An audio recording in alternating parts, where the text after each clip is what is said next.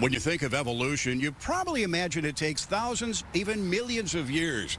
But scientists here at the Field Museum are seeing some remarkable changes in one particular Chicago animal, one that you probably have in your own backyard. Lots and lots and lots of chipmunks. Field Museum research scientist Stephanie Smith isn't kidding. You open a drawer like this, and as a researcher, you're like, yes!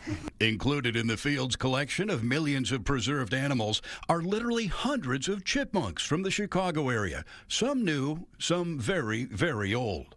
So these are from 120 years ago, and they look like they were alive yesterday. And that's given Smith and other field researchers an opportunity to witness evolution in real time.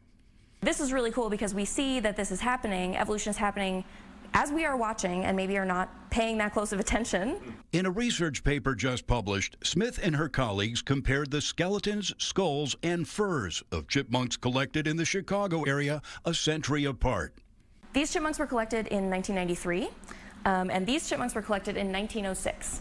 Using careful measurements and 3D imaging, we found that across the time period that we looked at, the animals are getting larger, but their tooth row, the length of the molars in their jaw, is getting shorter. So bigger bodies, yet smaller teeth. The reason?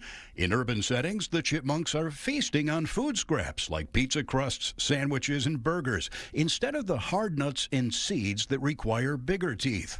As for their growing body size, if you find a Twinkie on the ground and you're this big and a Twinkie is this big, like, you're gonna get a lot of calories out of that. You're gonna be a big, powerful chipmunk. But is it good for you? That's the real question. Probably not, which means we all need to try to lessen our footprint on our fellow creatures. The warning that this sends is that people are having an effect on animals at a biological level, just by our presence. Everything that people do has an effect on how these animals live because they live in the same environment as we do. And could potentially change them or harm them? Yes. Scientists are planning to continue this study. Next, they'll be doing chemical analysis of the chipmunk's fur to see exactly how its diet has changed over the past century. At the Field Museum, Dane Placco, Fox 32 Chicago.